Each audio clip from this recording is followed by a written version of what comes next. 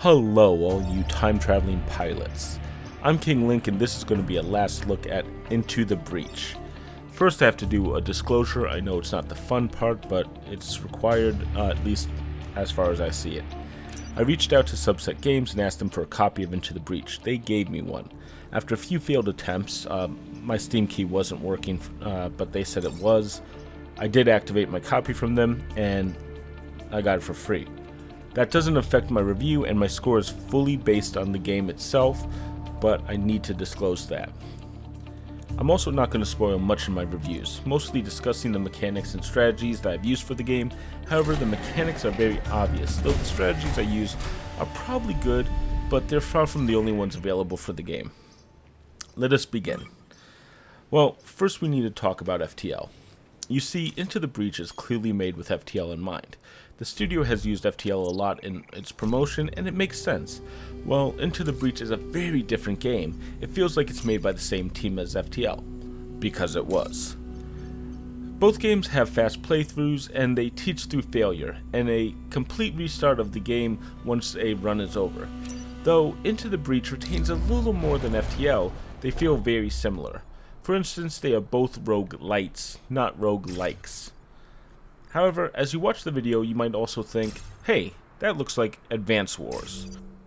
Well, I agree with you on that one. I think that's the perfect game to compare it to. The graphic style is similar, and the basic gameplay of the game has the same feeling. However, that's only the feeling of the movement and the attacks. There's a lot of differences between these two games. Let's start with the biggest one. It's also the most obvious. There's no story here. You go back in time through an unexplained breach to try to fight off an alien infestation on Earth known as the Vex. B-E-K, if you really want to know. It's a rather simple story because this game is built on repetition and iteration. We'll start over multiple times, so rather than invest time in a story that's not necessarily the focus of the game is on gameplay. In addition, Into the Breach has you choose a team of 3 mechs and a single pilot to start a game. Those mechs are the only ones you get for your current timeline. On each map, you start by deploying your 3 mechs, and you try to achieve a usually reasonable goal. The Vec, on the other hand, will try to destroy the city, or you, as well as try to interfere with whatever goal is. However, the Vecs aren't played perfectly. Instead, they give you a formation and attack in a way that gives you a chance to win. In addition, the game is set up so the Vec get a turn, and they'll set up a certain amount of attacks, and before their attacks are resolved, you're able to step in and maneuver your units, fight them, add status effects, or even position them out of the harm's way. It means you have a small chance to respond to the Vec's deployment and attacks, and that chance is what the game is really about.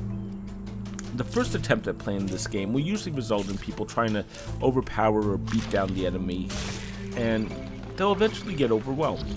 The fact is, while you can kill enemies, much of the game is more about avoiding the damage from the enemies and only killing when possible or necessary.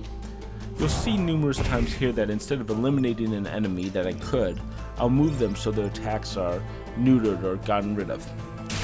The reason is the minor damage of an enemy attacking a city block will add up. If you look at the top of the screen, you'll see grid power. That's the real life bar. It's the life bar of the current timeline, and if it empties, that timeline is over and the game restarts from the very beginning. Anything else, including your units dying, allows you to keep playing until you can get a win in that final battle or you run out of grid power.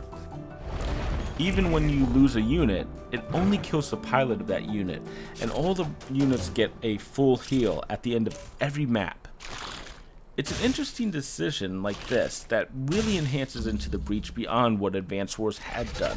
The amount of objectives in this game is impressive, and most of them are similar, like protecting a specific unit or space, but there's also stuff like blocking the Vex from spawning or even terraforming a map. These objectives will earn you reputation, additional grid power, and power cores. The grid power is what I've already mentioned before. The reputation is a little deeper. You earn reputation from completing certain objectives, and that piles up. At the end of the entire island, you can exchange that reputation for goods and services, such as the power cores, grid power, or weapons. However, this is done at the end of an island, so if you need grid power in the middle of an island, you're out of luck. It's odd that these corporations, though, that run these islands are facing a planetary disaster unlike anything else, and they won't give you anything that you want. But that's life, at least in this game. Those power cores, also kind of known as reactor cores, are my favorite pieces. They allow you to add more power to your mechs, and that power can translate into power for all new weapon, enhancements to the current weapons, additional health, or movements. You can reroute your power between any maps and choose what you want to power your mech for. And it's actually very important. That power actually turns your normal mech into an unstoppable force. The power growth is real here. The game actually allows you to go into the final mission after completing the second island. In fact, the run that you're currently watching went to the final mission after only 2 islands and won it. I had a feeling that I had a really good build, I had enough power, and I knew what I was doing, so it was possible.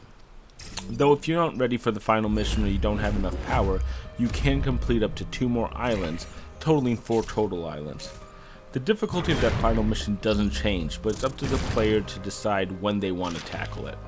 More islands mean you have more chances for power cores, weapons, new pilots, or experience for your pilots. And each of those will make the final mission easier. Though, the enemies on the later islands do scale, assuming that you're going to have more powerful mechs available. There's also different teams you can take. At the beginning, you're only allowed a simple damage squad known as the Rift Walkers. In this demo, I'm actually playing as Blitzkrieg, the Lightning Squad. But there are many varieties here, and it feels like every team has a unique feature that you can play towards. My favorite are the Rusting Hulks, and they use smoke attacks. There's also a flame-based team, an ice team, an acid-based team, and each of these are status effects, for instance, but they can each do different things or different abilities. So each team does feel different, and it's worth finding a team that you like the best. You unlock these teams from coins, which are gained from completing achievements. If you're like me and you like achievements, this game finally found a purpose for your achievement hunting. Even if you don't, it's relatively simple to get enough achievement coins to unlock all the mechs without too much work. There's actually a lot more systems and strategies in this game, and I don't want to make this video too long or too dry, but I do go into far more in the written review, and that's available in the description. The thing is, Into the Breach has a lot of systems, and those systems synergize perfectly. The game you see me playing here is really well balanced and fair. There's a lot of really interesting strategies and gameplay opportunities that I'm taking advantage of. If you're a fan of strategy games, there's no question, this is a great game for that. But even if you aren't a fan of them due to how deep they tend to be, like the recent Hearts of Iron 4 that I reviewed, I still think there's a game that's worth looking at here. It doesn't have the absolute depths of strategy that most games have, and there's actually only a maximum of 5 turns a level, so you'll quickly move on to the next map even if you get into a rough situation. And the ability to restart the entire timeline at any time is up to you, and that's useful to wipe the board. I personally have put 21 hours into the game, and I'll probably put more into it. I enjoyed this game a lot, and I still am having fun with it. While I may never get every achievement in it, it's a really well designed game, and for 15 bucks I wish I actually bought it for full price. I've reviewed about 30 games since I've started this site and this YouTube channel, and you know what, I think it's my favorite games of that time.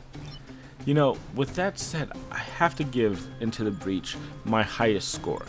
That means it receives a 5 out of 5. I'm not giving that because it's perfect or even that it's my favorite game. I gave Bayonetta a lower score, and it is one of my favorite games too. But the reason why this game's getting a 5 out of 5 is because I have a hard time finding any flaw with this game. I like to look at the good and the bad of a game, and Into the Breach's bads are more about the player's opinions. If you hate Advance Wars, if you don't like strategy, this game might not be for you, and that's okay. But everything else is really well done here, and it shines. So yeah, definitely check this game out if you can. If you like this video, leave a like, of course. If you want to see more, consider subscribing. If you are subscribed, click the bell next to the subscribe button to be notified when I post new videos. It'll help you find my content. Let me know what you think of Into the Breach or FTL in the comments, or if you have any other feedback. The full written review is linked in the description, or if you want to see my site, it's located at kinglink-reviews.com. And I'm out of here. I'm gonna go try to tackle hard mode, and I'll be back soon with the Humble Monthly Bundle for August 2018. Until then, I'm King Link. Later.